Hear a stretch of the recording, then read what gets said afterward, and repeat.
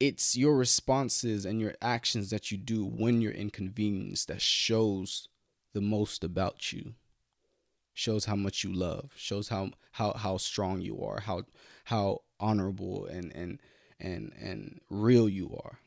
I would love to be comfortable all the time, like, and like I feel like all of this, like this inconvenience idea can translate to multiple different avenues where I love to be comfortable. And it's like doing unassociated, like I'm not always comfortable, but it's like whenever I'm commonly inconvenienced, but the problem is I don't feel like I always have the right responses when I'm inconvenienced when it comes to doing this work.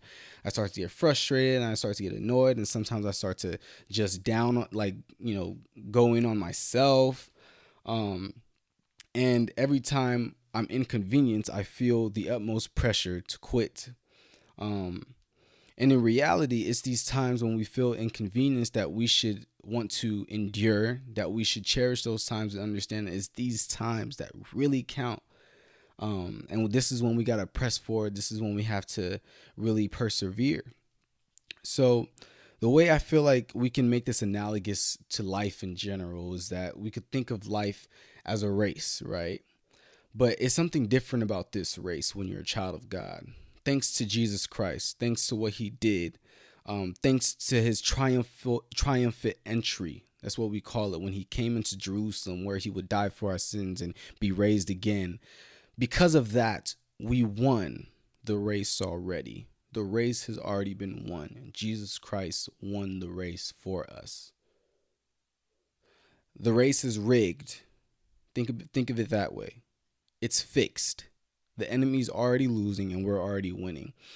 So when you understand that, we're in this race and it's fixed and we've already won, when you really grasp that, you can understand that our focus so much doesn't have to be on winning, because we already won. Like, that's already fixed. But our focus is more on making sure we don't quit. We have to not give up. We have to endure. And I think that when you're in a race, how you endure is by, like, think of it as like a marathon. And when you're running a marathon, I've never run a marathon, but I assume that the people who run a marathon are not sprinting the entire time. No. It's called pacing yourself.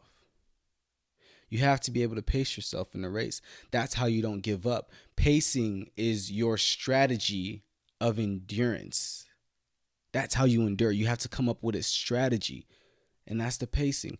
Okay, at this time I'm gonna like slow down a little so I can regain, strength in my legs, or so I can take some breaths, so I could catch my breath, all that different stuff. Like, you have to pace yourself. That's your strategy for enduring.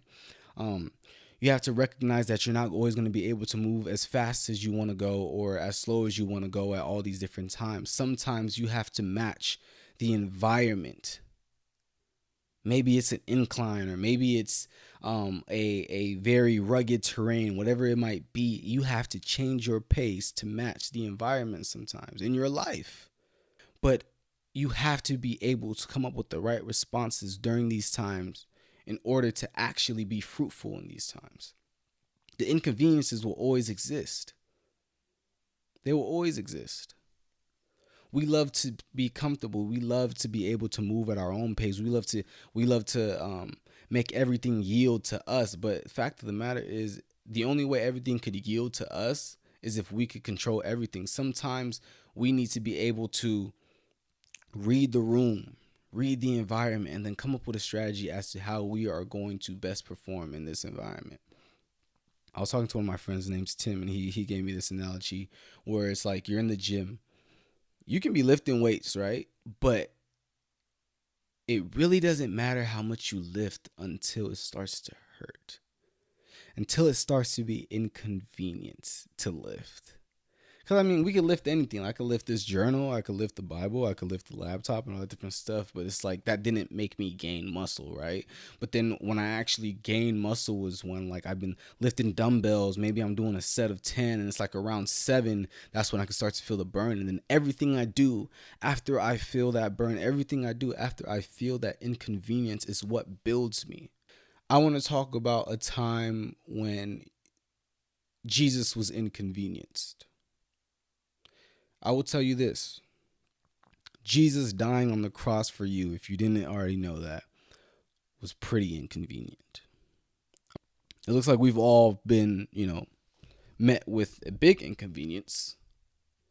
I mean, we're just talking about Corona, but I mean, like, it's some of us that maybe it's more than Corona that we're going through. But nonetheless, definitely inconvenience. So then how will you pace yourself in this time? What's the strategy that you will come up with in this time? Because understand that although this is an inconvenient time, it was also an inconvenient time for Jesus, and he still needed to fulfill his purpose. That didn't change.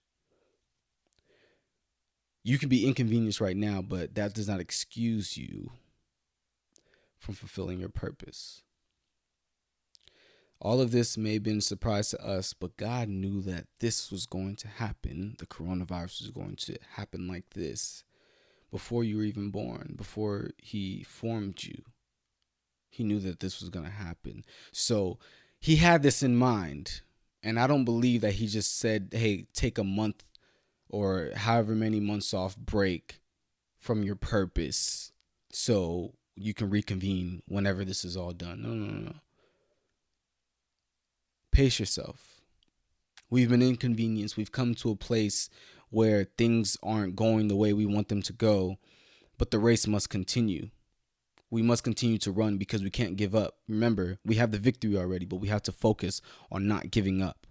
We can't give up, so we need to pace ourselves. We need to be strategic. What's your strategy?